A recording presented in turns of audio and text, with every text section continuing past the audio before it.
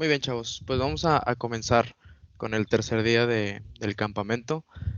Espero que los primeros 2 días hayan sido de mucho conocimiento, de mucho aprendizaje y que pues este día no sea la excepción. Espero que estén pasando pues muy bonitas vacaciones. Ya ahorita vamos a regresar, pero pues con todo el ánimo seguimos y pues vamos a comenzar. En este tema vamos a estar hablando un poquito acerca de las técnicas de manejo de las vías aéreas definitivas. Y antes de pasar a la diapositiva, me gustaría definir, que yo sé que lo hemos visto otra vez estos días, pero recordando la definición, quisiera definir primero qué es una vía aérea definitiva. Tenemos por definición que es la colocación de un tubo en la tráquea con un balón inflado, ¿ok? Generalmente con el tubo conectado a una forma de ventilación asistida rica en oxígeno. Con la pura definición, nosotros nos vamos orientando, vamos sabiendo más o menos que todo esto, lo que vamos a estar platicando, van a ser intubaciones, ¿ok? Y una vez sabiendo lo que es y lo que vamos a estar viendo, la primera pregunta que nos surge aquí es ¿cuándo debemos de iniciar con una vía aérea definitiva? Bueno, vamos a tener varios criterios para nosotros establecer una vía aérea definitiva, los cuales van a ser la incapacidad de mantener una vía aérea por otros medios, una incapacidad para mantener la oxigenación adecuada con la mascarilla de oxígeno, aún así cuando el paciente esté conectado ya oxígeno no esté ventilando de una manera correcta. Cuando el paciente presente una hipoperfusión cerebral. Y otro dato, como lo mencionó Gama el primer día, cuando un paciente presente una escala de Glasgow, perdón, de 8 o menos, ¿ok? Esos van a ser ciertos criterios para nosotros poder decir, ¿sabes qué? El paciente necesita una vía aérea definitiva.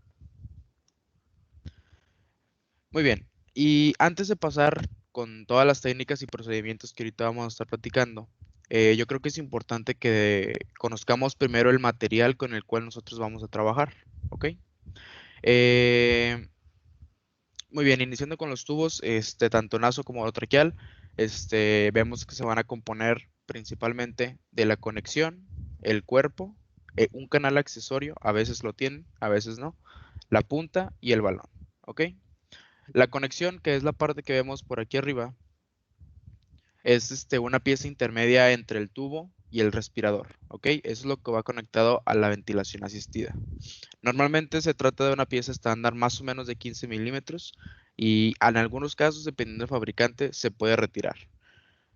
Pasando con el cuerpo constituye la parte principal conductora del flujo de gas entre el enfermo y el respirador. El cuerpo generalmente presenta una luz, normalmente redonda, que le confiere un diámetro interno a partir de los 2 milímetros. Este número de los 2 milímetros es por el que se designa el tubo, ¿ok? Y el otro externo va a variar dependiendo del material, ¿ok? Cada fabricante tiene sus estándares y pues depende mucho de quién lo fabrique. Muy bien, el canal accesorio nos va a servir a nosotros tanto para instalar anestésicos locales y también nos va a ayudar para la aspiración de secreciones, ¿ok? Este, y nada más como dato, la presencia de este canal accesorio a veces nos disminuye el diámetro interno del tubo endotraqueal, ¿sí? Por último, tenemos lo que es la punta. La punta es lo primero que entra al organismo de nuestro paciente, pues va a ser lo final del tubo. También tenemos el balón y el balón es básicamente lo que se infla para poder fijar el tubo a las vías respiratorias. Su forma y la presión que ejerce el balón sobre la mucosa de la tráquea también varía conforme cada fabricante. Sin embargo, los balones últimamente han estado usándose que sean de elevado volumen, pero de baja presión. ¿Por qué? Porque así evitamos el riesgo de una isquemia a la mucosa traqueal por una hiperpresión que se pueda estar generando. Y esos básicamente se usan para intubaciones de larga duración. Muy bien. Antes de entrar de lleno con todo el rollo de las intubaciones, antes de entrar de lleno con todo el rollo de las intubaciones, quisiera mencionar esta técnica. Esta es llamada la traqueostomía o la cricotiroidotomía. Esta se clasifica dentro de las intubaciones quirúrgicas, ¿ok? Su uso no es tan frecuente, no es la primera elección que debamos de utilizar debido a la gran invasión que tenemos que realizar sobre nuestro paciente. Sin embargo, se puede una prueba cuando nos es difícil a nosotros establecer una intubación. Entonces, básicamente, la traqueostomía es un proceso quirúrgico que consiste en realizar una incisión en la tráquea. Bien, específicamente sobre el cartílago, perdón, cricoides. Aquí les puse una imagen de la laringe para recordar en dónde se encuentra lo que es el ligamento cricotiroideo. Aquí es donde debemos de realizar esta incisión. Eh, de hecho, pues de ahí su nombre, de la cricotiroidomía. Y una vez que ya tengamos la incisión, podamos colocar nosotros una cánula que nos permita una mejor entrada de aire por los pulmones. ¿Sí? Aquí tenemos un esquema representativo de cómo es que localizan el cartílago cricotiroideo. Posterior, realizan la incisión con unas pinzas, logran abrir un poquito más la luz y ahora sí ya instalan lo que es la cánula. Muy bien. Una vez conocida ya la técnica quirúrgica, vamos a pasar a lo que es la intubación endotraqueal. Como primera instancia, las indicaciones para realizar una intubación endotraqueal van a ser un paro cardiorrespiratorio, una obstrucción aguda de la vía aérea, una necesidad de ventilación mecánica por insuficiencia respiratoria, una incapacidad de poder eliminar correctamente las secreciones, etcétera, etcétera. Vamos a tener muchos. Cualquier estancia que a nuestro paciente no le permita estar oxigenando o respirando bien va a ser una indicación para establecer una intubación endotraqueal. Muy bien. Ahora, dentro de lo que es la intubación endotraqueal, vamos a tener dos técnicas. Dos técnicas que nos van a servir a nosotros, dependiendo del paciente y del contexto, a nosotros poder intubar.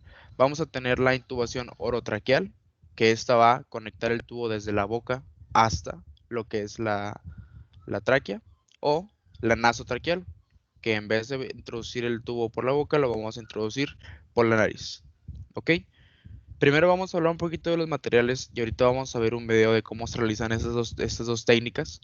Empezando primero con la intubación orotraqueal, nada más platicando un poquito de materiales. Vamos a necesitar un laringoscopio, el tubo orotraqueal, una venda de gasa para poder fijar la intubación una vez realizada, una solución antiséptica, guantes y pues la ventilación asistida. Entonces, vamos a ver un video para revisar la técnica. Es esta. Ahí ven en la pantalla todavía, ¿verdad? Sí. Ok.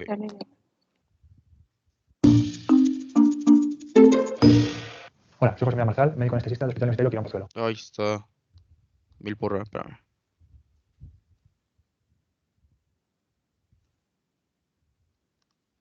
Voy a presentar la técnica de intubación orotraqueal.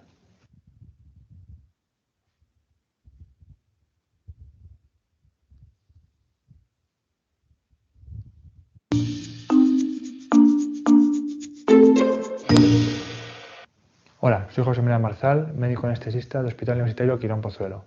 Voy a presentar la técnica de intubación orotraqueal. El material que vamos a emplear, El material ya lo platicamos. Tenemos el tubo orotraqueal, tenemos el laringoscopio, tenemos la venda, la jeringa para inflar lo que es el globo, la solución antiséptica, los guantes y el mecanismo de ventilación asistida. laringoscopio con una pala Macintosh, tubo endotraqueal, jeringa, venda de gasa, bolsa autoinflable, guantes y solución hidroalcohólica.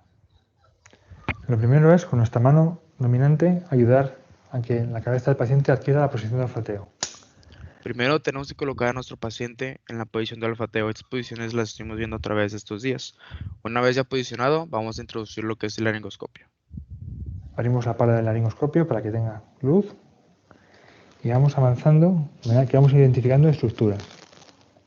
Cuando vemos la pilotis, efectuamos un movimiento ascendente con cuidado.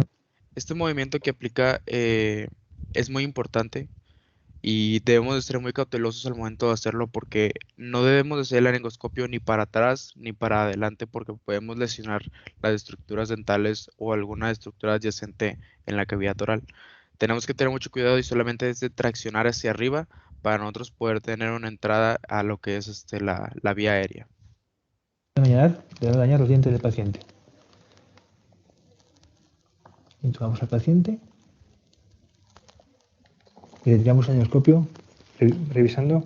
Una vez ya introducido lo que es el tubo orotraqueal, retiramos el laringoscopio y después tenemos que inflar lo que es el balón para poder fijar nosotros la vía. Que no hemos dañado ninguna estructura. Inflamos el balón. Y conectamos a la bolsa autoinflable.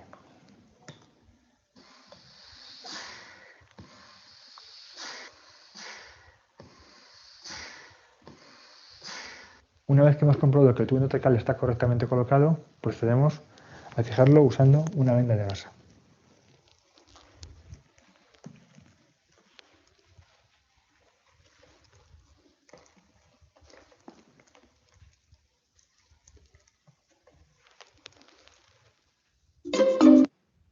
Listo, una vez que ya tenemos ahora sí colocado correctamente lo que es la vía ya fijada, podemos utilizar tanto una venda o podemos utilizar también como cinta para poder nosotros fijar y que no se mueva lo que es la intubación. Platicando un poquito acerca de las complicaciones que podamos tener con la intubación endotraqueal. Ahorita vamos a ver más cuando veamos la nasotraqueal. El paciente puede presentar disfagia, puede presentar odinofagia e inclusive algunas veces puede presentar parálisis de las cuerdas vocales y también ulceraciones de la mucosa. ¿Cuál va a ser una contraindicación por la cual nosotros no vamos a poder intubar de manera orotraqueal cuando el paciente tenga una fractura del maxilar? ¿Ok? Entonces, pasando a la siguiente técnica, que es la intubación nasotraqueal. Va a ser exactamente lo mismo, platicamos de los materiales que son exactamente lo mismo, solamente que aquí vamos a agregar unas pinzas que se llaman pinzas McGill. Estas pinzas básicamente nos van a ayudar para nosotros ir guiando el tubo orotraqueal al momento de que pase por la vía aérea. Entonces vamos a ver el video de la técnica.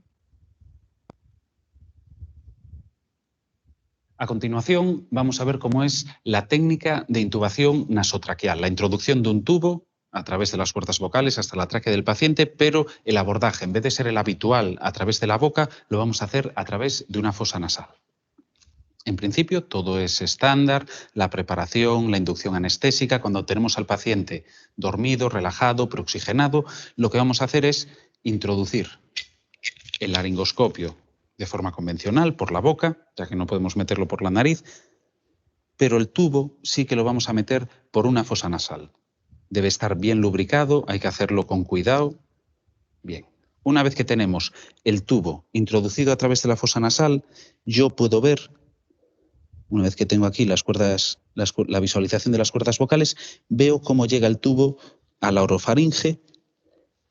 Y si tengo un poco de suerte, a lo mejor lo puedo meter directamente. Si necesito algún tipo de ayuda, lo habitual es utilizar unas pinzas de Magil. Con las pinzas de Estas son las pinzas de Magil que vamos a utilizar para nosotros poder guiar lo que es el tubo y colocarlo en su posición correcta. Magil, yo voy a poder dirigir un poquito el tubo y lo voy a dirigir hacia las cuerdas vocales del paciente. Creo que ya las he pasado. Voy a introducir un poquito más el tubo. Bien. Vamos a comprobar si efectivamente ha entrado a través de la glotis. Inflamos el balón de neumotaponamiento.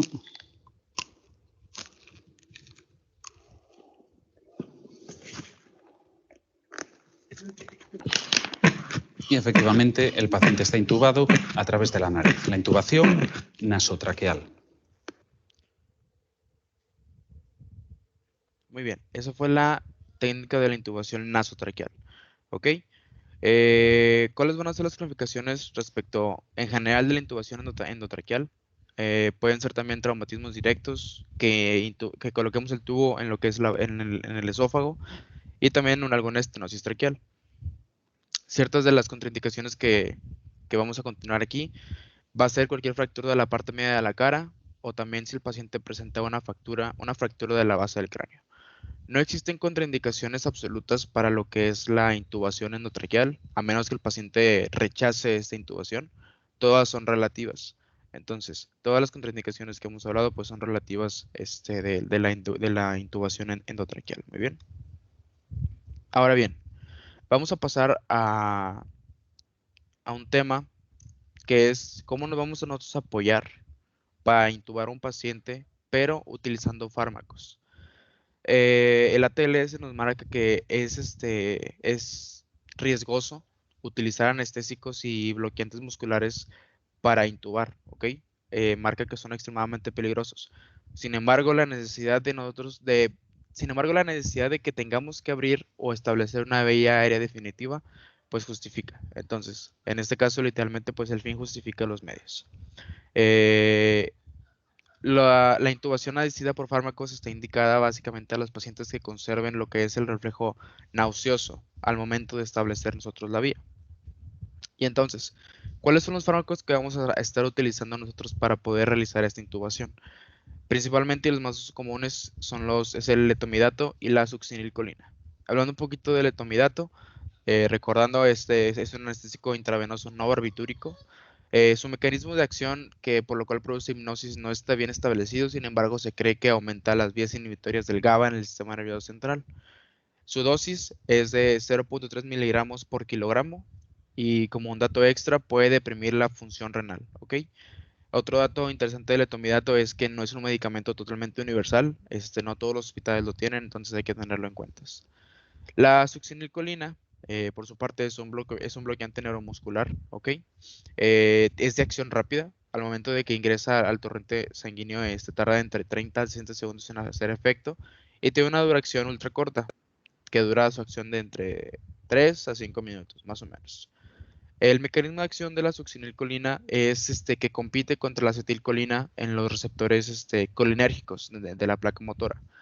Al ser esta más afín, ocupa esos lugares, al principio produce una contracción, sin embargo, como es más resistente a la acetilcolinesterasa, se queda en los receptores pegados y eso es lo que nos causa lo que es la relajación. La dosis habitual, más o menos, es de 1 a 2 miligramos por kilogramo, llegando a la dosis usual más o menos de 100 miligramos. Y muy importante como dato es que no podemos usarlo en pacientes con riesgo de hipercalemia, ¿ok? En pacientes quemados tampoco lo podemos utilizar. Muy bien, ¿cuál va a ser la técnica? La técnica va a ser exactamente la misma que si intubamos a un paciente en la manera orotraqueal, ¿ok? Lo que vamos a cambiar es que vamos a tener que hacer unos pasos antes de nosotros pasar a lo que es la intubación orotraqueal propiamente. Primero que nada, tenemos que tener un plan en caso de que la intubación mediada por fármacos falla, porque si nosotros no logramos establecer la vía aérea, bueno, la intubación en este caso, y el paciente ya con medicamentos, tenemos que pensar en establecer otra vía aérea definitiva. El ATLS sugiere y marca que podemos pensar en lo que es una traqueotomía. Tenemos que comprobar que todo el material esté correcto, que esté completo, que esté a la mano. Y un punto muy importante es que tenemos que preoxigenar al paciente con oxígeno al 100%. Es un paso muy importante debido a que cuando nosotros preoxigenamos al paciente del 100%, podemos, en caso de que sea necesario, tener al paciente en un momento de apnea más largo que si no lo hacemos. Entonces, preoxigenar al paciente con oxígeno al 100% antes de iniciar la intubación. Aplicamos presión en lo que es el cartílago cricoides y ahora sí, administramos lo que son los medicamentos. Primero administramos el letomidato y administramos después la succinilcolina. Una vez que el paciente ya se encuentra relajado, ahora sí, vamos a proceder a intubar al paciente orotraquealmente. Pasamos a inflar el globo y vamos a confirmar la posición correcta del tubo. Y ahora sí, conectamos al paciente a lo que es nuestra ventilación asistida. Muy bien, ya por último, vamos a estar hablando un poquito de lo que también nos habló Gama el primer día, que es lo del manejo de la oxigenación. Y el ATLS nos marca que la mejor forma de oxigenar a nuestro paciente es con una máscara de oxígeno a un ritmo de al menos de 10 litros por minuto. Al momento de estar en urgencias, en shock trauma, vamos a tener que los cambios de oxigenación a veces pueden ser muy rápidos y no son clínicamente visibles a primera instancia. Entonces, ¿qué es lo que nos recomienda? El uso del pulsioxímetro. El pulsioxímetro es una herramienta que nos va a ayudar debido a que, número uno, no es invasivo y tampoco es un aparato bromoso. Sin embargo, nos va a brindar muchísima información al momento de nosotros tener al paciente en urgencias, para poder nosotros intervenir de la manera adecuada e inmediata en caso de ser necesario. Y aquí tenemos una tablita que también la presentaban el primer día, nada más para recordar un poquito de respecto vaya, a qué tanto porcentaje de hemoglobina está saturado y ese porcentaje a cuánta presión de oxígeno nos representa. Entonces, si nosotros tenemos una saturación de 100%, estamos hablando que nosotros tenemos básicamente una presión de 90 milímetros de mercurio, perdón. Si esta baja a 90%, la presión baja también hasta 60 milímetros de mercurio. Si esta presión baja hasta 60 o inclusive 50%, esta ya baja a 30 y a 27 milímetros de mercurio, que esos ya son obviamente casos pues críticos y pues de importancia, de mucha importancia clínica. Entonces, hasta aquí es esta clase, chavos. No sé si alguno tenga alguna duda.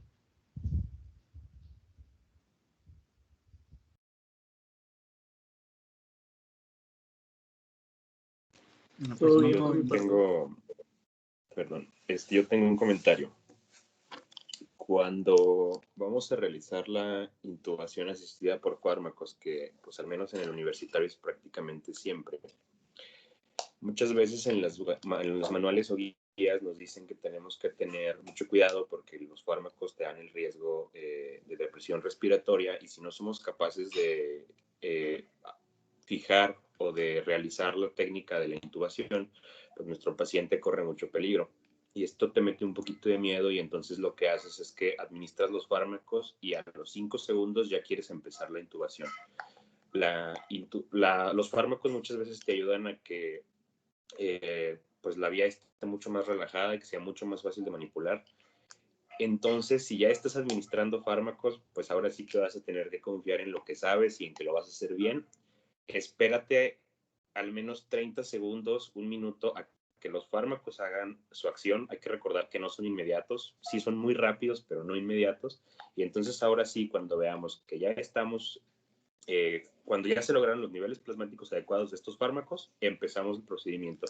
Porque igual, un día por ahí hablando con un anestesiólogo me comentaba que como urgenciólogos o como médicos generales en el servicio de urgencias precisamente, muchas veces se cometía ese error y se terminaba dañando más la vía aérea, se terminaba inflamando y teníamos que terminar hablándole al anestesiólogo para que nos fuera a apoyar, y no era porque no supiéramos hacer el procedimiento, sino porque no teníamos esa paciencia de dejar que el fármaco hiciera su efecto completo.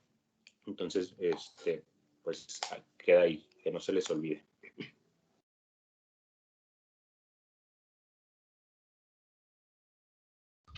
Ya quedó, muchas gracias.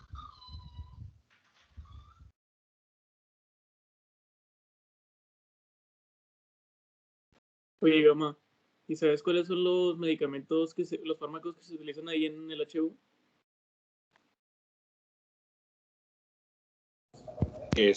Sí, le pregunté a Carol para estar muy seguro y me dijo que cuando sí hay, se utiliza el etomidato y la succinilcolina, pero pues por ejemplo, etomidato casi nunca hay, entonces lo que haces es que cambias eso por una secuencia dependiendo de lo que haya, y lo más común sería propofol. También llegan a usar mucho diazepam. En vez de succinilcolina es común que lo sustituyan por rocuronio, y es muy común también que hagan uso de lidocaína. Pero pues generalmente cuando eso ocurre siempre te van a decir de que, o sea, realmente es lo que hay, ya están las jeringas ahí, entonces no hay de otra. No sé si Blas iba a comentar algo. Sí, o sea, ahorita lo que preguntaba Ricardo, es importante saber que cada fármaco yo lo veo como si fuera un outfit. O sea, tú tienes que decidir con qué vas a salir ese día, qué vas a usar ese día. Porque no puedo usar propofol en un politrauma, porque el propofol te hipotensa, porque se recomienda midazolam, porque son hemodinámicamente estables. Entonces, hay una tablita muy buena. De hecho, si tú buscas SRI, secuencia rápida de intubación, que es el nombre anterior, ahorita ya es la secuencia asistida por fármacos, antes era SRI, te va a venir de que si tu paciente tiene TCE, le administras ese. Si tu paciente tiene hipotensión, le administras este. Y con los bloqueantes, lo mismo. O sea, una consideración súper importante es cuánto tiempo te va a durar tanto la inducción como la anestesia, con qué dosis, y aparte saber cuánto tiempo te va a bloquear, donde entra succinilcolina, rocuronium, cirocuronio y todo este rollo. Y lo de la lidocaína en el spray, o se utiliza mucho la benzocaína para evitar la hiperreactividad, pero eso, o sea, conocer los fármacos. Igual les digo, ahorita que veamos un poquito de reanimación, en cuanto a circulación, ayer platicaba con Jenny, y no querer siempre irnos a la loca de, sí, vamos a intubarlo. Y eso es algo que se ve muy seguido, de que vemos a los residentes, vemos a los pasantes, todos quieren intubar porque es bien padre.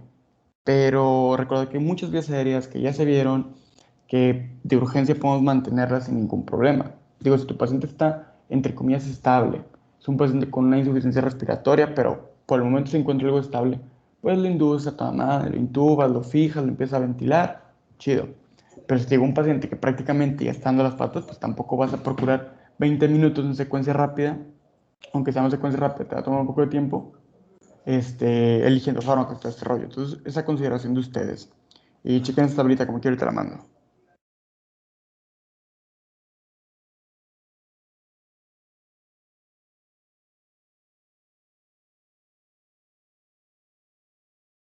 Y creo que es todo.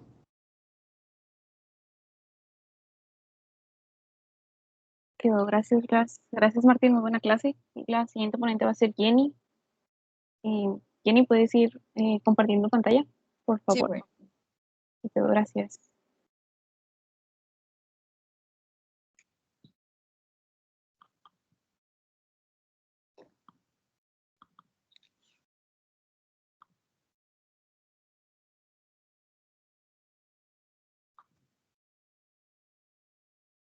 ¿Ya la ven? Sí, ya se ve. ¿Sí se mueve? Ujú, sí. Ok. Bueno, voy a hablar sobre el tema de circulación. Todo lo que es de como que reanimación como tal.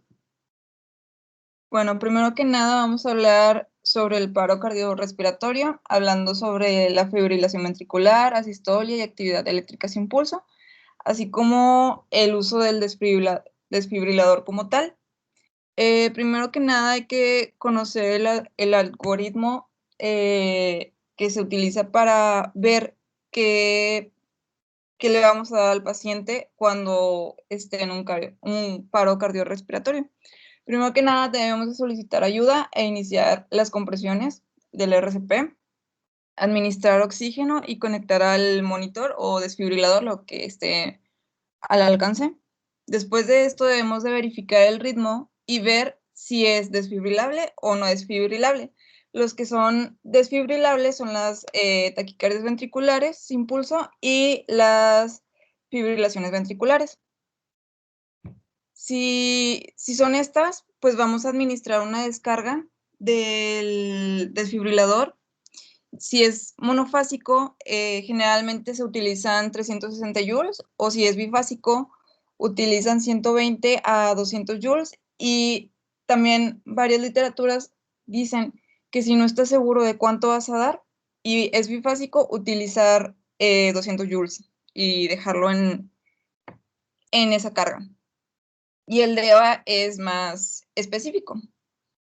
Después de dar la descarga, tenemos que reanudar el RCP inmediatamente. Al mismo tiempo, pues el personal, ya sea de enfermería u otros médicos, pueden ir haciendo una vía intravenosa por si posteriormente se llegan a ocupar medicamentos como tal.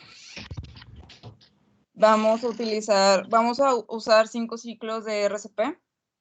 Y después de esto vamos a verificar cómo sigue el ritmo, si todavía ocupa otra descarga o ya no la ocupa. ¿Cómo vamos a saber si no la ocupa? Pues ya, si hay una sistolia, ya tenemos que irnos a los no desfibrilables, que ahorita lo vamos a hablar.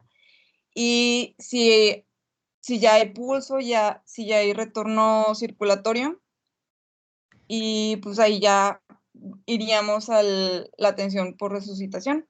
Y si ocupa otra descarga, en lo que se va a hacer la carga del desfibrilador, vamos a continuar el RCP, luego vamos a administrar una descarga con generalmente la misma dosis, y posterior a esto vamos a de nuevo a seguir con el RCP, y pues ya en esto ya se tiene que ver si ocupa de una vía aérea como tal, ya sea una intubación como tal o un dispositivo más manejable, más fácil de manejar, si no hay una persona apta a intubar en ese momento. Y aquí ya vamos a empezar a administrar adrenalina, 1 miligramo vía intravenosa, y esto se tiene que ir repitiendo cada 3 a 5 minutos si el paciente sigue igual. O incluso pueden administrar una dosis de vasopresina de 40 unidades intravenosa. Y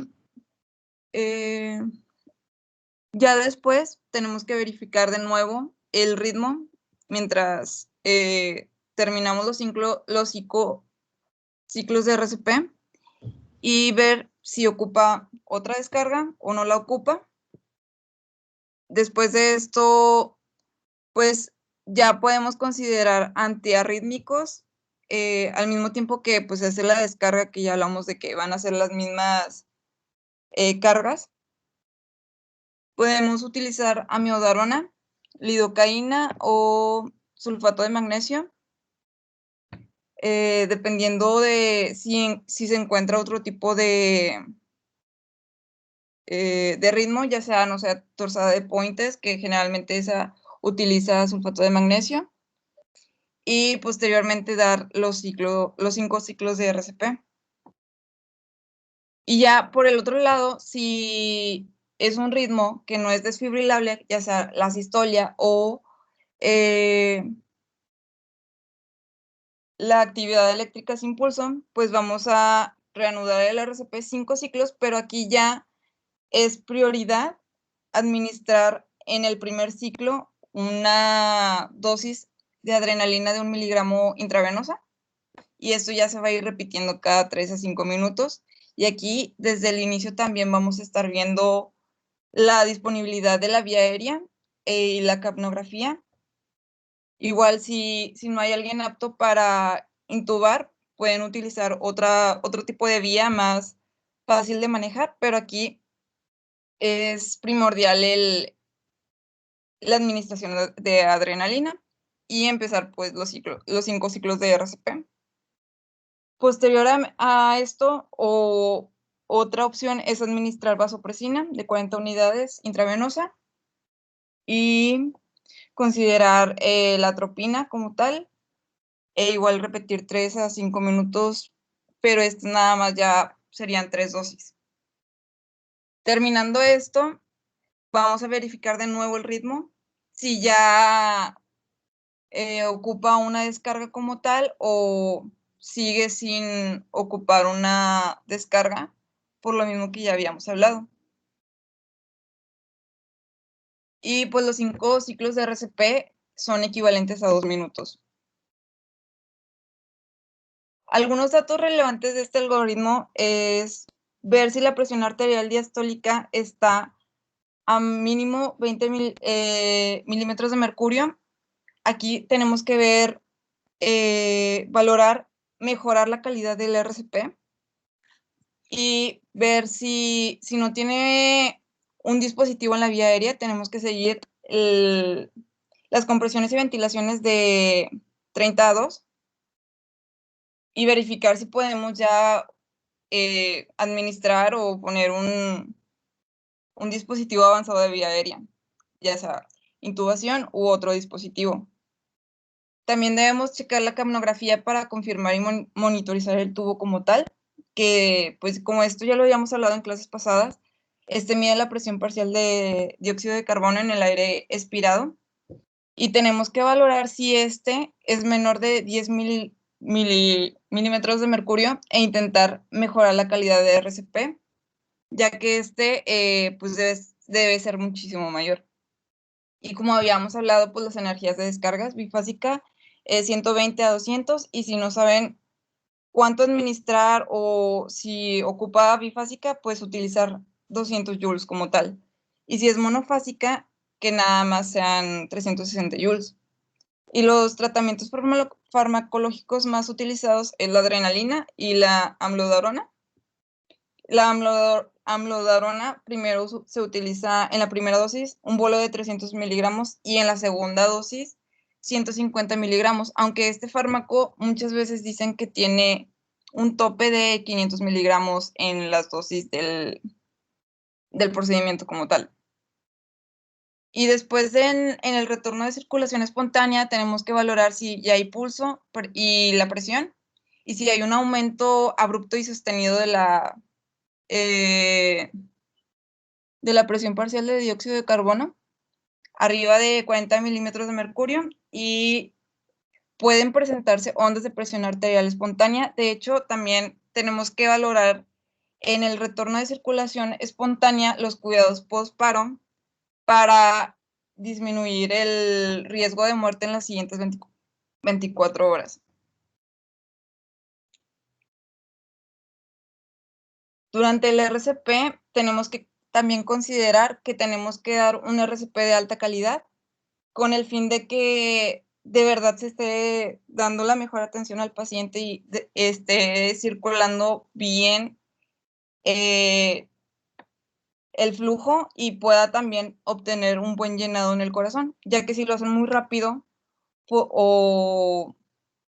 pues sí, si lo hacen muy rápido podrían no dejar que llene bien el corazón en cada ciclo, y por ende pues no van a estar eyectando tampoco la cantidad suficiente al cuerpo.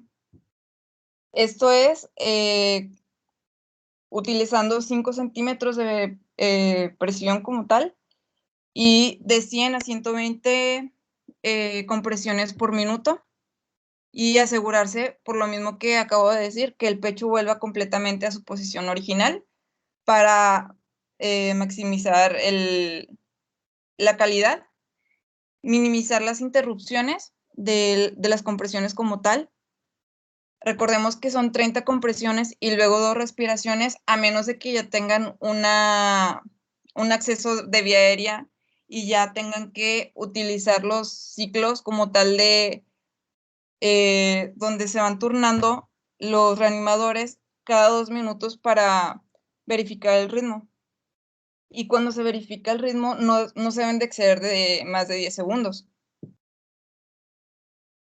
Algunos factores que deben de ver en los pacientes son los factores reversibles, que son las H's y las T's, con la finalidad de tratar estos factores para que puedan resucitar al paciente como tal. Si no ayudan este tipo de factores, estos factores van a seguir y por ende el paciente probablemente no salga del paro. Las H's constan de hipovolemia, hipoxia, hidrogeniones o acidosis, hipercalemia, hipoglucemia e hipotermia. Y las T's son toxinas, taponamiento cardíaco, neumotoras a tensión, trombosis y los traumas. Y recordemos que este punto es de los primeros en el algoritmo que acabamos de ver. Entonces, si no sacan o mejoran estos factores, pues no va a mejorar tampoco el paciente. Como habíamos hablado, la interrupción mínima de compresiones torácicas es importante considerarlo, ya que mejora la supervivencia como tal del paciente y ayuda a mejorar la presión de perfusión coronaria. Esta se mide restando la presión diastólica aórtica con la auricular y se correlaciona con el flujo sanguíneo miocárdico y la recuperación de la circulación espontánea. Se ha visto que cuando es mejor esta presión de perfusión coronaria durante el RCP, más fácil es llevar a cabo la recuperación de la circulación espontánea. Y esto generalmente se dice que es arriba de 15 milímetros de mercurio durante el RCP. Y si es abajo de esto, tratar de mejorar las compresiones como tal y ver si se pueden utilizar vasopresores como tal. También el último punto a ver dentro de todos estos factores es la saturación de oxígeno venoso central, que esta se puede medir con catéteres venosos centrales o con puntas para la oximetría en la vena cava superior o arteria pulmonar, que generalmente lo normal es de 60 a 80%. Y esto se mide también con la capnografía. Si es abajo de 30%, también debemos de mejorar las compresiones torácicas y ver el tratamiento con vasopresores. Bueno, ya hablando sobre la fibrilación ventricular y la taquicardia ventricular sin pulso, vamos a ver más adelante que pueden presentarse monomórficas y polimórficas. Y pues ya habíamos visto anteriormente que estas se consideran en el lado desfibrilable. Algunos ejemplos son la fibrilación ventricular, la taquicardia ventricular sin pulso, artefactos en el electrocardiograma y bloqueo de la rama izquierda que se puedan presentar en los pacientes. Aquí también tenemos que ver la fracción de compresión torácica, que es el tiempo de intento de reanimación durante el que se realizan las compresiones torácicas, que por lo mismo que ya les había dicho, debe ser como lo más alto posible para que puedan sacar más fácil al paciente del paro como tal. Se recomienda arriba del 60% o superior al 80%. Y generalmente, pues como habíamos hablado anteriormente, los fármacos más comunes a utilizar es la adrenalina, la noradrenalina, amiodarona, lidocaína, sulfato de magnesio, dopamina y el oxígeno suplementario como tal. Y a ver si se necesita de algunas descargas, que pues ahorita estábamos viendo que sí, y verificar bien los tipos de carga que le van a administrar, ya sea monofásico o bifásico, ya sea el desfibrilador. Y pues como estábamos viendo anteriormente, pues llega el paro cardíaco, se utiliza una descarga del desfibrilador. Posteriormente, inmediatamente a esto, vamos a continuar con el RCP. Luego vamos a verificar el ritmo y luego posteriormente a esto ya se utiliza una descarga y administrar un vasopresor durante o después de la descarga como tal.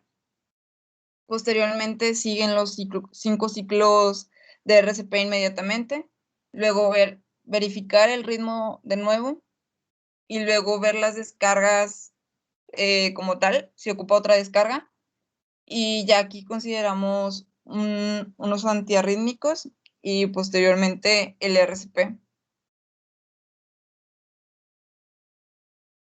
En el paro sin pulso o actividad eléctrica sin pulso, pues estábamos viendo que no es fibrilable y que en estas ocasiones tenemos que priorizar dar adrenalina desde el primer ciclo, 1 miligramo vía intravenosa y ver la vía aérea y utilizar un dispositivo avanzado como tal.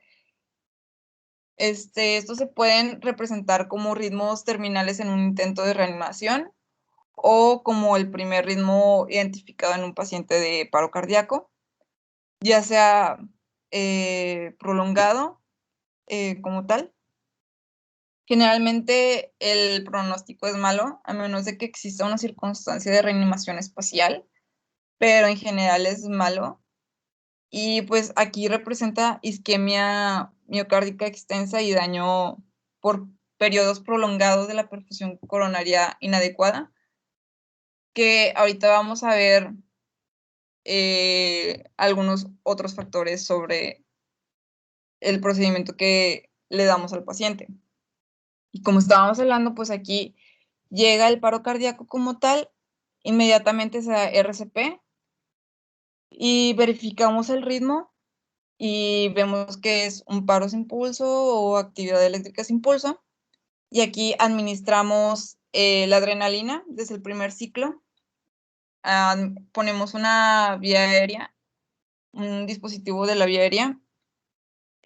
Posteriormente seguimos con el RCP, verificamos el ritmo de nuevo. Y después podemos considerar el uso de atropina al mismo tiempo que se da el RCP. El RCP aquí no se deja de dar al dar los medicamentos.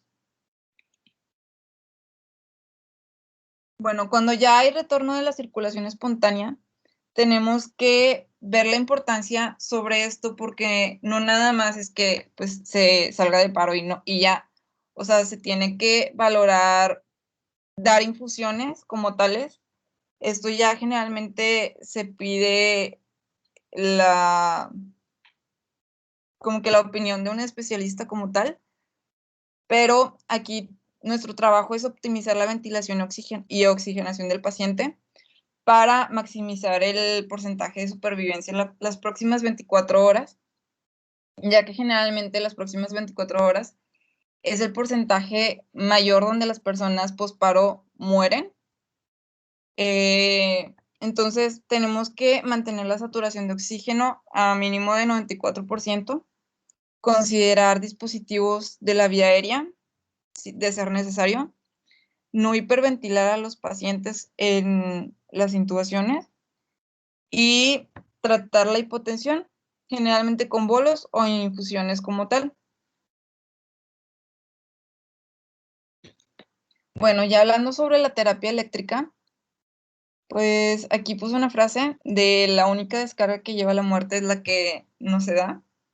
Y pues tenemos que valorar siempre cuándo se tiene que dar y cuándo no.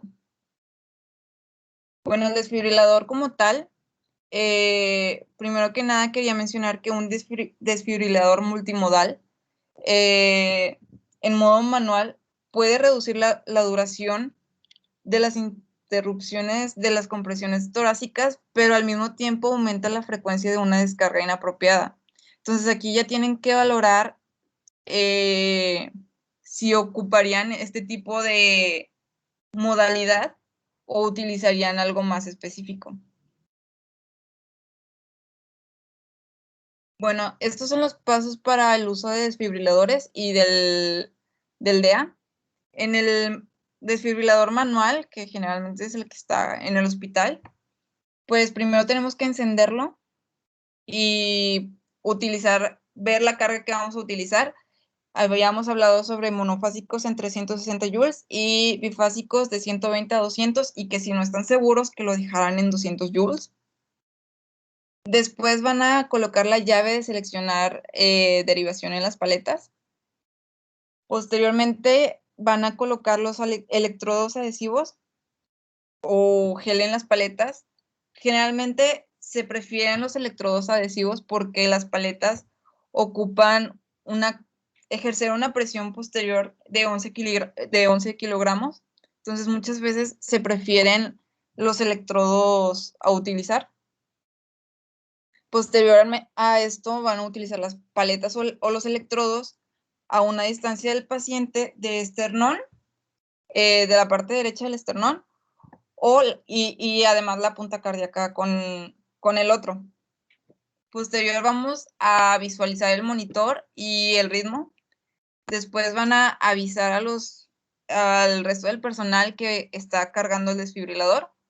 Generalmente esto en algunos hospitales, el doctor encargado dice los pasos y algún ayudante le repite lo que está haciendo en el dispositivo como tal.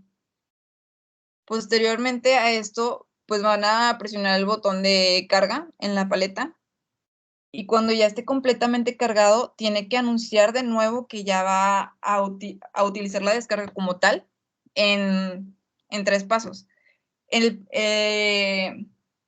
Cuando dicen 3, tienen que verificar que ustedes no están tocando al paciente, ni la camilla u otras cosas cerca del paciente. En el número 2, tienen que ver que el resto de personal no esté cerca del paciente, que se haya alejado de la camilla o algo cercano. Y en el número 3 tienen que verificar que la persona que esté con el dispositivo de oxígeno se haya retirado durante ese tiempo, que generalmente es de las últimas personas que se retira, y verificar de nuevo que tú estés lejos de la camilla y del paciente como tal.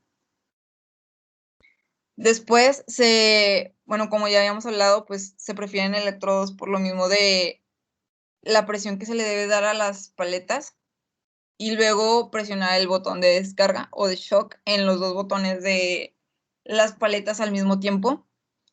Y cuando ya se termina la descarga como tal, tienen que inmediatamente reanudar el RCP y verificar el ritmo en no menos de 10 segundos. Los pasos en el DA son similares, pero no iguales. Primero lo tienen que encender, luego tienen que conectarlo al paciente, seleccionar el tamaño correcto de los parches o dosis adecuada, ya sea para tamaño de la víctima, ya sea niño o adulto.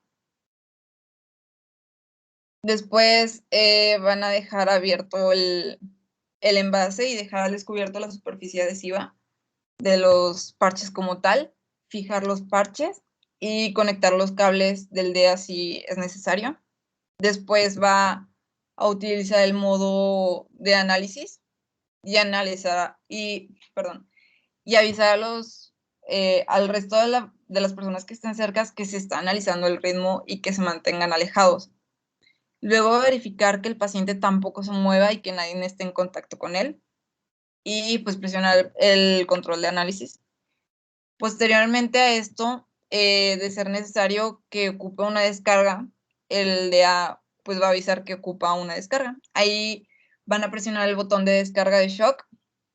Si hay una fibrilación ventricular o una taquicardia ventricular, como ahorita lo estábamos hablando, se cargará y se señalará la carga indicada del DA, que es lo que esté como que recomendando, y luego va a anunciar descarga indicada y que se mantengan alejados todos, y van a utilizar de nuevo lo de los 3 puntos que ahorita acabo de decir.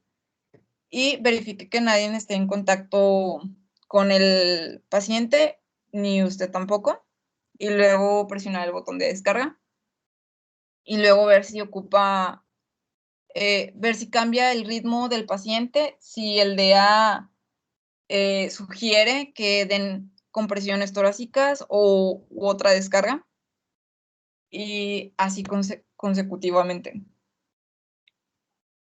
La finalidad del DEA no es reiniciar la actividad eléctrica, sino es más aturdir al corazón para, pues, hacer como posteriormente actividad eléctrica, como la fibrilación ventricular y la taquicardia sin pulso. Si el corazón sigue viable, el nodo sinusal puede reanudar la actividad eléctrica, pero al mismo tiempo tenemos que valorar que los primeros minutos después de la fibrilación, el paciente puede tener un ritmo espontáneo, lento, o durar un poquito en crear el ritmo como tal, y no crea el pulso ni la perfusión inmediatamente después de la fibrilación, sino que dura un poco de tiempo. Mientras esto pasa, es posible que se ocupe del RCP durante varios minutos hasta que se reanude de nuevo la función cardíaca adecuada. Ustedes tienen que valorar todo esto porque, como lo mencioné en el algoritmo el primero, pues muchas veces se ocupan varias descargas en todo el seguimiento del paciente porque no todas son exitosas, y por ende debemos tener un RCP de alta calidad para mejorar el tiempo en el que se pueda resucitar al paciente y pues la calidad de circulación también del paciente. La importancia de una atención oportuna es por lo mismo de que ahorita estaba hablando del RCP de alta calidad. Cuando se da un RCP de inmediato, puede doblar o triplicar la supervivencia de un paro cardíaco súbito. Hablándose de, por ejemplo, si una una persona cae en paro y no se le realiza un RCP a alguien que esté alrededor de él, pues la supervivencia va a disminuir de 7% a 10% cada minuto que va pasando desde que entró en paro. Si el paciente cae en paro y inmediatamente le empiezan a realizar RCP, pues la supervivencia es de 3 a 4% por minuto. O sea, va bajando eso. Entonces, la supervivencia es aún mayor, del doble o triple, que si no se le da un RCP de forma inmediata. Y en esta tabla, pues vemos los porcentajes donde van bajando por minuto que se les da el RCP. Por ende, es mayor la supervivencia si se da de inmediato a que dure mucho tiempo sin él. Bueno, ¿cómo vamos a saber que ya se debe de finalizar los esfuerzos de reanimación? Un punto muy importante que muchos libros no mencionan es que nosotros debemos valorar si el paciente tiene por escrito alguna forma donde no quiere una resucitación.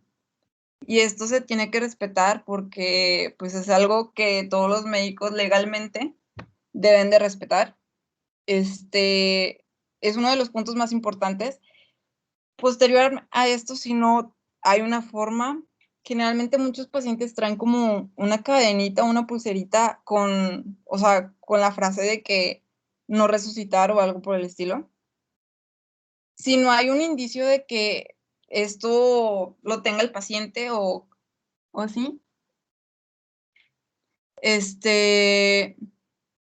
pues ya es decisión del médico responsable a consideración de los indicadores del estado de que no se haya dado RCP, o si el tiempo de colapso hasta el RCP es, pues es largo, y el tiempo de colapso también hasta el primer intento de desfibrilación, el estado de preparo cardíaco, la capnografía si es inferior de 10 al 20 minutos de estarle dando RCP. Y pues también debemos de saber que ninguno de estos factores solos o en combinación constituye un factor pronóstico del resultado.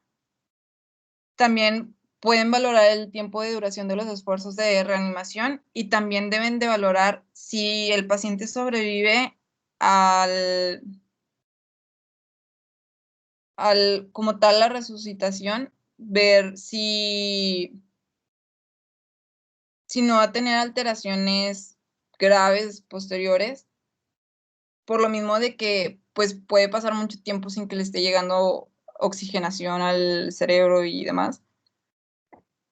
Y pues también debemos de considerar que la probabilidad de que el paciente sobreviva al alta hospitalaria y quede neurológicamente intacto disminuye a medida que aumenta el tiempo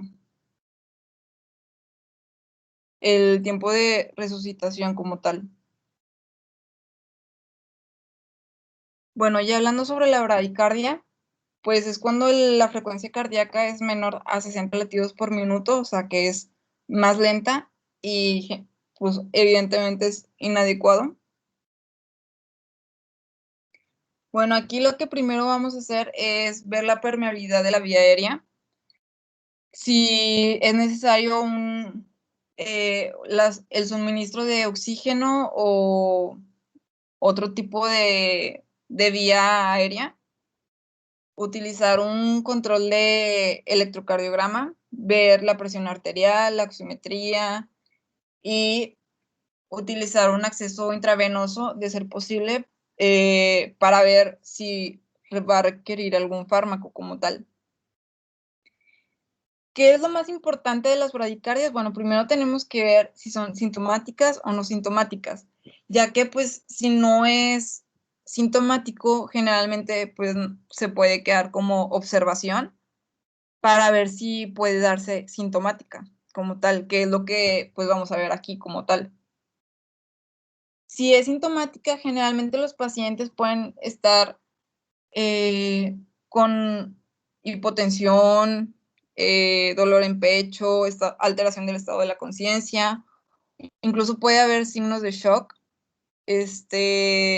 Tenemos que valorar si hay una perfusión adecuada o inadecuada. Si es inadecuada, tenemos que preparar un marcapasos transcutáneo. Si es que hay un bloqueo de alto grado, como es el 2 o el 3, que generalmente el más importante y significativo es el 3, que es el que generalmente da más probabilidades de colapso cardiovascular. Y pues considerar dar atropina, 0.5 miligramos intravenosa, o mientras espera el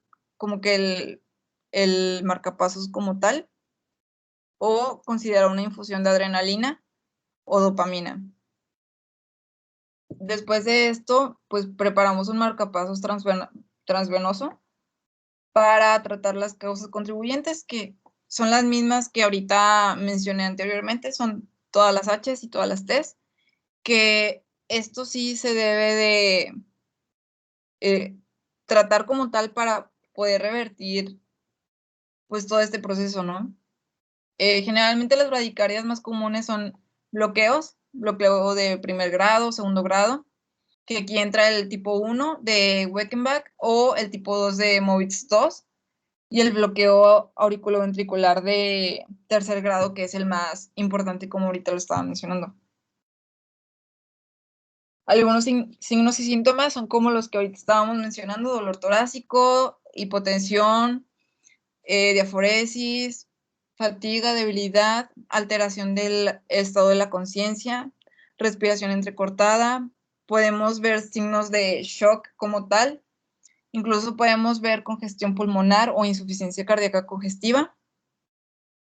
Generalmente esto se puede ver en atletas, y cuando nosotros lo vemos más en el hospital es por una bradicardia funcional o relativa, que es cuando los pacientes utilizan unas frecuencias cardíacas en el intervalo sinusal normal, o sea, generalmente tienen las frecuencias cardíacas normales, pero pueden tener algunas inapropiadas o insuficientes para ellos, como estamos hablando en un tipo de shock cardiogénico o séptico.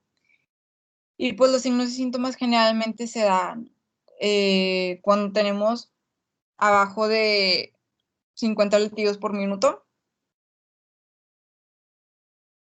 Los tratamientos van a variar de atropina, dopamina o adrenalina en infusión generalmente, y electroestimulaciones si se requiere. Generalmente, muchas veces no se puede recurrir a esto y nada más se utilizan los fármacos, pero también es otro tipo de tratamiento a utilizar, que se utiliza con electrodos cutáneos en pacientes inestables con el bloqueo auriculoventricular de tercer grado, cuando no se tiene un acceso intravenoso. Generalmente se debe utilizar una sedación previa, administrar benzodiazepinas o opiáceos parenterales en infusiones también. Y pues también saber que esta electroestimulación no da un resultado para asistolias, no se utiliza para eso. Generalmente pues asistolias ya lo vimos que ahorita son no desfibrilables como tal. En las taquicardias ventriculares con pulso, ahorita las que estábamos viendo eran sin pulso y estas ya son con pulso. Vamos a ver también la cardioversión dentro de este tema. Y pues aquí estamos hablando de un latido rápido, que también puede ser anormal. Bueno, aquí vamos a valorar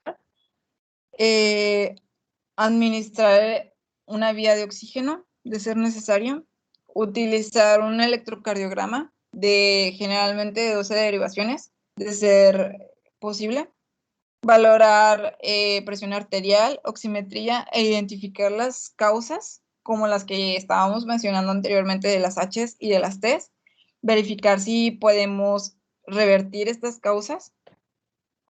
Si los síntomas persisten, pues ya tenemos que ver si el paciente está estable o inestable. Cuando está estable, bueno, ¿cómo vamos a saber que si está estable o está inestable? Generalmente los pacientes inestables tienen alteraciones como tal del estado de la conciencia, dolor, hipotensión, signos de shock, entre otros, cuando el estable no los presenta como tal. Cuando hablamos de las inestables, debemos de considerar que ahí lo principal que se debe hacer es la cardioversión sincronizada inmediata.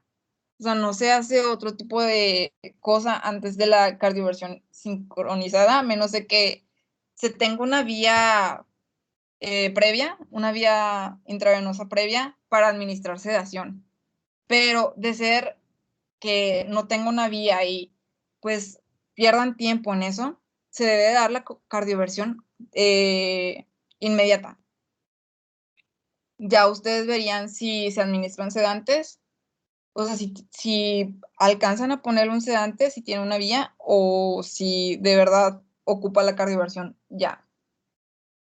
En los pacientes estables, pues tenemos que establecer un acceso intravenoso, pues ver el electrocardiograma de 12 derivaciones como tal y valorar si el QRS es estrecho, o sea, menor de 12 segundos, o ancho, mayor de 12 segundos. Si es estrecho, tenemos que valorar si es regular o irregular. Si es regular, generalmente hablamos de taquicardias supraventriculares, por lo general, y pues aquí tenemos que primero utilizar maniobras vagales. Si estas no dan un resultado óptimo, administrar una dosis de adenosina de 6 miligramos. Esta generalmente en el HU lo que hacen es poner una llave de 3 vías y conectar la jeringa por un lado de la adenosina y del otro lado una jeringa de 20 mililitros de suero fisiológico con la finalidad de pasar la adenosina rápido y posteriormente voltear la llavecita y administrar los 20 mililitros de suero fisiológico.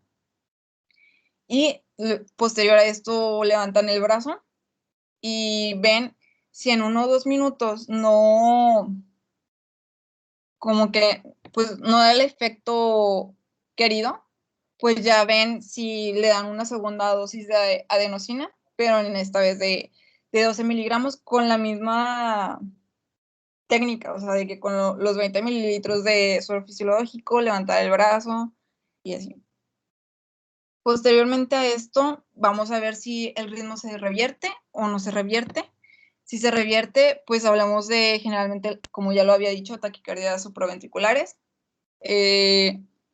Aquí pues seguimos viendo si seguimos administrando adenosina u otro tipo de fármacos. Y si no se revierte, estamos hablando generalmente de un aleteo auricular o taquicardias auriculares, que pues generalmente se utilizan otro tipo de fármacos, como lo son los beta bloqueantes. Y pues aquí sí tenemos que ver, pues revertir las causas de las H y las T. Y si el ritmo es irregular en el QRS estrecho, tenemos generalmente aquí sí las taquicardias irregulares, como lo son las fibrilaciones auriculares. Y aquí pues utilizamos igual beta bloqueantes y pues consultar con un experto. Ya en los complejos de QRS anchos, pues ya tenemos que ver si es un ritmo regular o irregular. Si es regular, pues es una taquicardia ventricular o un ritmo incierto. Y aquí generalmente administramos amiodarona, 150 miligramos intravenoso en 10 minutos y repetir si es necesario. Aquí podemos también utilizar las cardioversiones y ver si hay una taquicardia supraventricular, pues como lo acabamos de ver, administrar adenosina. Y si es un ritmo irregular, pues hablamos de fibrilación auricular o fibrilación auricular con preexcitación, donde generalmente se utilizan digoxina, adenosina, entre otros. Y pues ver si la taquicardia ventricular puede ser recurrente, y ahí sí tienen que avisarle a un experto qué tratamiento darle. Y aquí, si se presenta la torsada de Pointes, como ya lo habíamos mencionado anteriormente, utilizar magnesio de 1 a 2 gramos durante 5 a 60 minutos en una infusión. Bueno, aquí ya vamos a hablar sobre los tipos de taquicardias. Como ya estábamos hablando, las taquicardias estables pueden no presentar tantos signos, pero pues aquí estamos hablando de taquicardias supraventriculares. Cuando son estrechos, pues hablamos de taquicardias sinusales, fibrilaciones auriculares, que aquí generalmente hablamos más del flutter y de la reentrada nodal. Las taquicardias de complejo ancho, como son la monomórfica y polimórfica, que estas dos son las taquicardias más frecuentes que utilizan como que un alto grado de mortalidad como tal.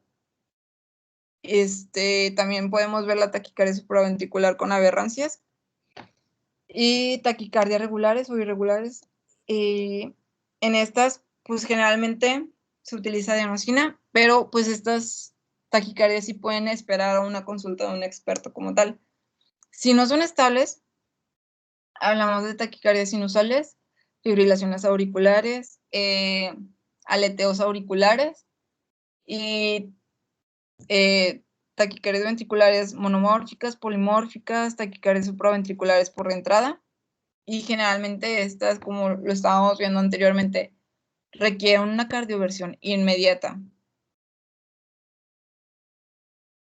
Bueno, la identificación en las no estables, como ya lo estábamos hablando, generalmente producen algunos síntomas como la hipotensión, alteración del estado de la conciencia, dolor torácico, signos de shock, entre otros. Y pues aquí tenemos que ver si el paciente tiene una taquicardia ventricular monomórfica o polimórfica. Si es monomórfica, puede utilizar la cardioversión sincronizada con una descarga inicial de 100 joules. Y si no observa una respuesta, ir subiendo la carga de manera escalonada. Si son polimórficas, como la torsada de Pointes, y pues estas no permiten la sincronización como tal, que ahorita vamos a hablar a qué se refiere con la sincronización, pues tratar la fibrilación ventricular con descargas no sincronizadas de alta energía. Bueno, aquí ya vamos a hablar sobre la cardioversión. Primero vamos a hablar sobre la no sincronizada, que ahorita les estaba mencionando, la torsada de Pointes, que generalmente se aplica en la cardioversión no sincronizada. ¿Por qué? Porque en la cardioversión no sincronizada, las descargas no buscan como tal los puntos más altos de las R's de los QR's para dar la cardioversión. ¿Por qué? Porque ahorita vamos a ver que la sincronizada generalmente puede esperar un tiempo al tú dar la descarga. Puede tardar un poco de tiempo en dar la descarga como tal y que no sea inmediata, porque generalmente va a buscar los puntos más altos de las R's de los QR's para ahí dar la cardioversión como tal. Y la cardioversión no sincronizada no checa eso, nada más da la descarga como tal inmediato al tú oprimir los botones. Entonces, puede caer de forma aleatoria en cualquier parte del ciclo cardíaco y no en la punta más alta de la R del QR. Pero generalmente estas descargas utilizan niveles de energía muchísimo más altos que la sincronizada como tal. ¿Cuándo vamos a utilizar la no sincronizada? Cuando tú veas que se demora demasiado la cardioversión sincronizada. O sea, generalmente puede durar poco tiempo la sincronizada en ver dónde hacer la descarga en el punto más alto de la R. Pero si tú consideras que ya se está tardando mucho y el paciente, como ya estábamos hablando, ocupa de la cardioversión inmediata, vas a utilizar la cardioversión no sincronizada. También la vamos a utilizar en la demora de conversiones de ritmo para, pues, dar un paro cardíaco como tal, o sea, que se pueda presentar un preparo como tal en pacientes sin pulso y cuando no esté seguro si se presenta una taquicardia monomórfica o polimórfica, como lo estábamos hablando anteriormente, que generalmente la monomórfica utiliza la sincronizada, la polimórfica utiliza la no sincronizada, por lo mismo de que los QRs pues no son tan precisos como tal, entonces el equipo no va a como que descartar un buen QRS donde dar la descarga. La sincronizada, como ahorita estábamos hablando, utiliza un sensor para administrar una descarga en el pico de la onda R del QRS. Cuando se establece esta opción, el operador pulsa el botón de descarga y se administrará la carga en un poco de tiempo donde el sensor vea que ya pueda administrar la descarga. Y pues generalmente, como lo estábamos hablando anteriormente, se utiliza en taquicardias supraventriculares inestables, fibrilación auricular inestables, aleteo auricular inestable y taquicardias monomórficas regulares con pulsos. Y pues aquí ya estamos viendo los pasos como tal de cómo utilizar la cardioversión. Bueno, generalmente, como ahorita estábamos hablando, pueden considerar una sedación, ya sea con diazepam, midazolam, barbitúrico, cetomidato, entre otros. Si se tiene una vía y no vas a perder tiempo en buscar una vía, hacer la vía y pasar el medicamento, puedes considerar la sedación. Ya es a criterio del médico, pero se recomienda dar la sedación, de ser posible, evidentemente. Después de esto vamos a encender el desfibrilador y pues van a fijar las derivaciones del monitor al paciente y asegurar que el ritmo sea adecuado para la cardioversión como tal. Van a adoptar el modo sincronización y van a oprimir el botón de sync como tal de sincronización y buscar los marcadores sobre las ondas R, como estábamos hablando. Ajustar la ganancia del monitor hasta los marcadores de la sincronización para que coincidan en cada onda R. Vamos a seleccionar el nivel de energía adecuado. Generalmente aquí vamos a hablar sobre, hay algunos tipos de ritmos que ocupan cierta carga de energía inicial. Por ejemplo, la taquicardia ventricular monomórfica inestable inicia de 100 joules, la fibrilación auricular inestable inicia de 200 joules, y los aleteos o las taquicardias supraventriculares inestables van de 50 a 100 joules. O sea, eso ya es a criterio de ustedes y ver el tipo de ritmo que ahorita pueda requerir el paciente. Generalmente en las polimórficas, que no son sincronizadas, utilizan como tal el ritmo, la carga normal de una desfibrilación normal. ¿Cuánto estábamos hablando? 360 en bifásica, no, en monofásica y bifásica 120 a 200 o 200. Después de esto, van a colocar las almohadillas conductoras sobre el paciente. Y estábamos hablando sobre la parte derecha del esternón y la otra en el ápex del corazón. Anunciar que se van a cargar el cardioversor como tal. Luego van a presionar el botón de carga en la paleta derecha y luego cuando esté cargado van a comenzar a decir que van a aplicar la descarga en 3 segundos y ver lo que ya les había comentado, o sea, de que en el 1, en el 2 y en el 3 verificar que no estés en contacto con el paciente y ni tú ni el equipo, y también verificar que la persona que está en el área de la vía aérea también se haya retirado. Posterior a esto, van a presionar los botones al mismo tiempo de la descarga del dispositivo. Y pues van a tener que ver si el monitor, o sea, que en el monitor se esté dando la descarga como tal y el tipo de ritmo que después va a tener el paciente.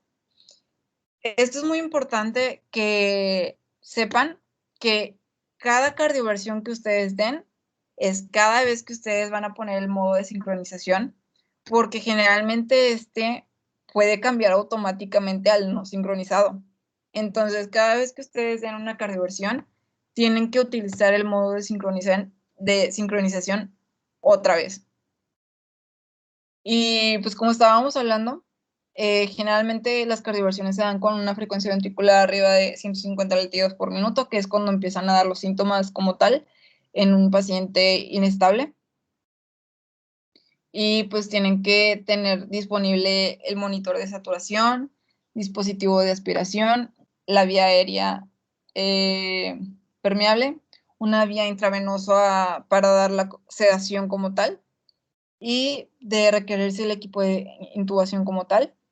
Y pues son las dosis que les estaba mencionando específicamente lo que se pueda presentar en el paciente. Y es todo. No sé si tengan alguna duda o quieran ver algo que me regrese a una diapositiva como tal o algo así.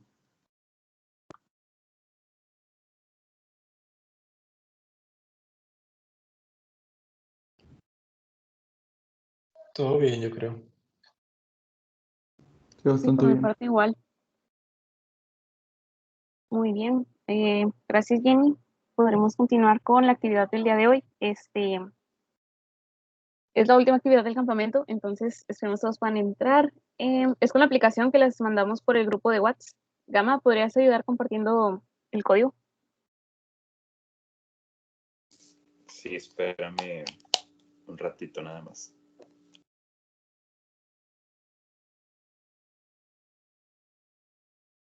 Otra vez van a haber 3 lugares. Van a ser, van a ser varias preguntas, como un juego. Primer lugar se lleva 10 puntos. Segundo lugar eran 5 y tercer lugar 3 puntos. Pueden ir abriendo la aplicación.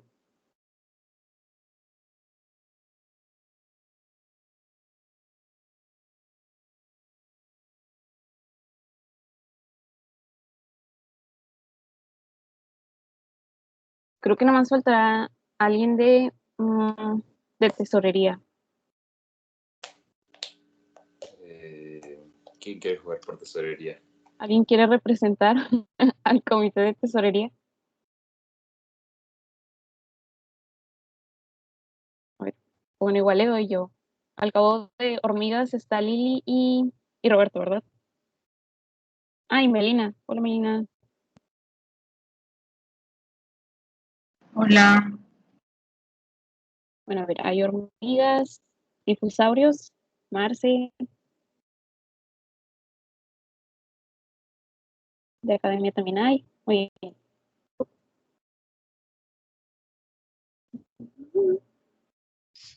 Tiene que ser en mayúsculas.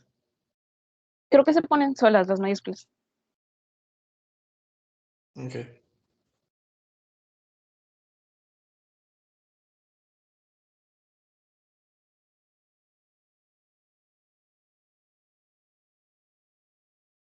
Me avisan cuando ya estén todos para quitar el código y eso.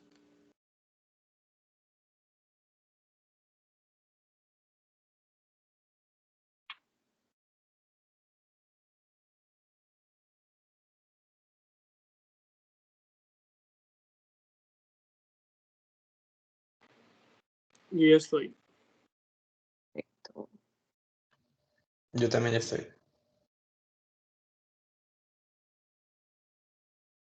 ¿Alguien falta? Levante la mano o algo.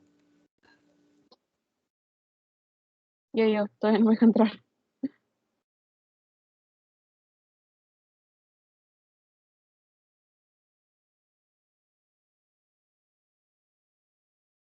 ¿Los dejó escoger personaje?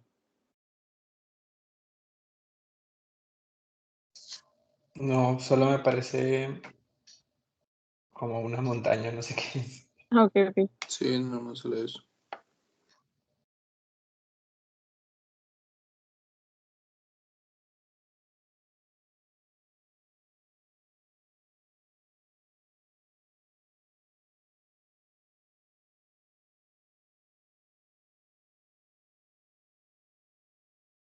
Ahí ya deberían de poder, como quiera, el código está en la esquinita. So,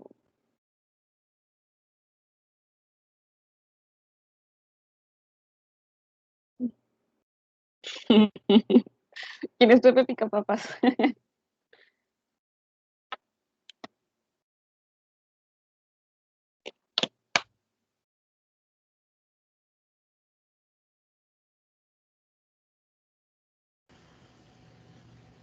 ¿Le pongo Star? ¿O ahí nos esperamos? ¿Qué te aparece en la pantalla? Esto mismo. Ay. Ah, ¿qué te aparece en la pantalla? ¿Los personajes? ¿O la montañita de atrás? Ah, sí, ya me parece, sí. No, Bueno. los personajes. Ok. Perfecto. ¿Quién Creo que ya falta? estamos todos, entonces voy a empezar. Ya son 8. Yo no puedo jugar. Sí, estamos todos. Perfecto.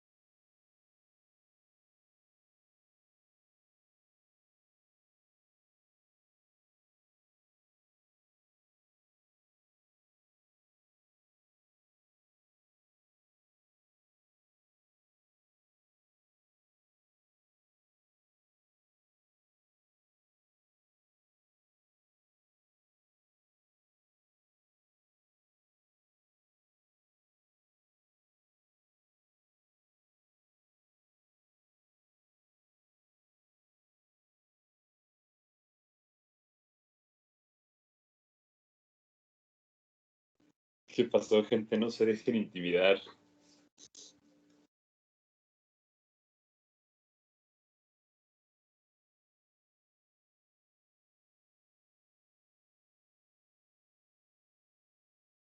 Que iban a arreglar al que ganara un Six, ¿no? Algo así. No, 10 puntos. Dijo Marco que unas aguas locas, pero Uf, no, soy experto en eso. Tengo especialidad.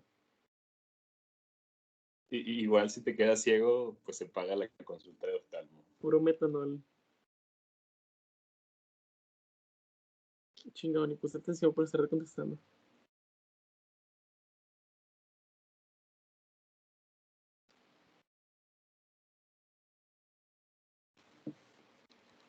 Fue distracción. No alcancé a contestar. Ni yo. Sí, fue muy largo.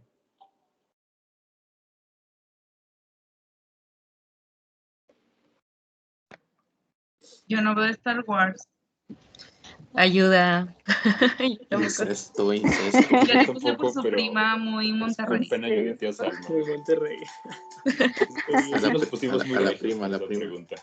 A la prima. Me huele mucho foráneo por aquí.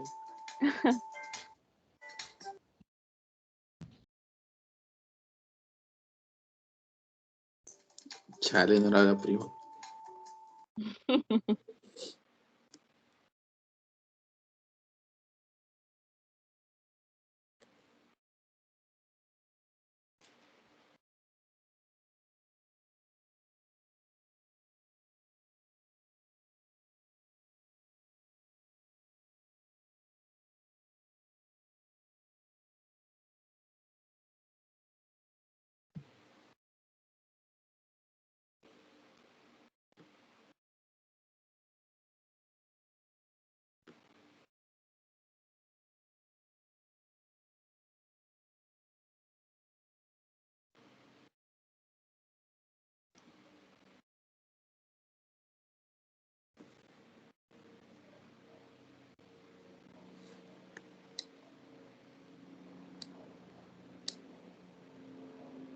Es tu momento, Ricardo.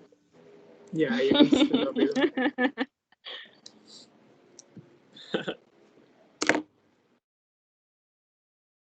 Aquí bien chingón, pero a la mera hora le van a meter una poli por el hocico.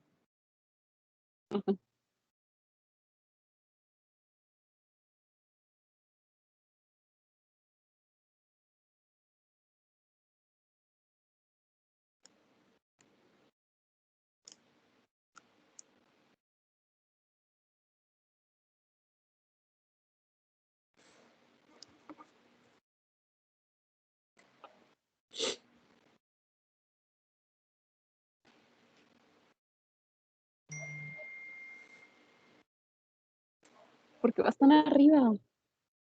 Ganando como siempre. Creo que contesta rápido también dan puntos, ¿no?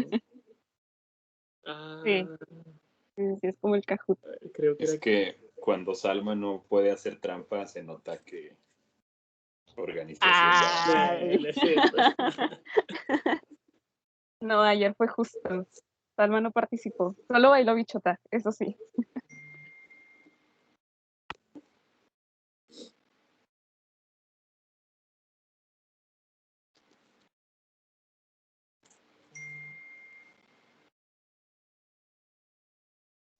¿Cuándo fue? Ya no vi. En En 2006. 2006. Sí le tiene. Tragedia. Uy, Uy, esta sí no me acuerdo. no la noté.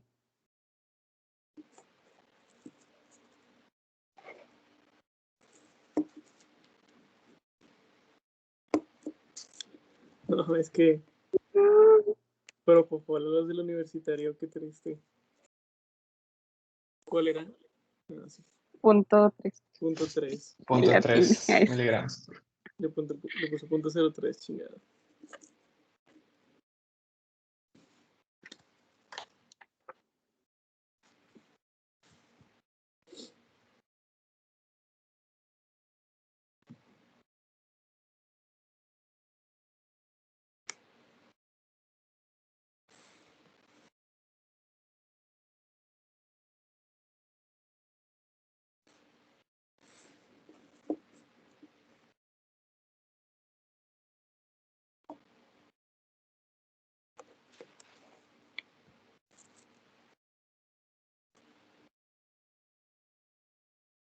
Ah, no mames, sí no sé, güey.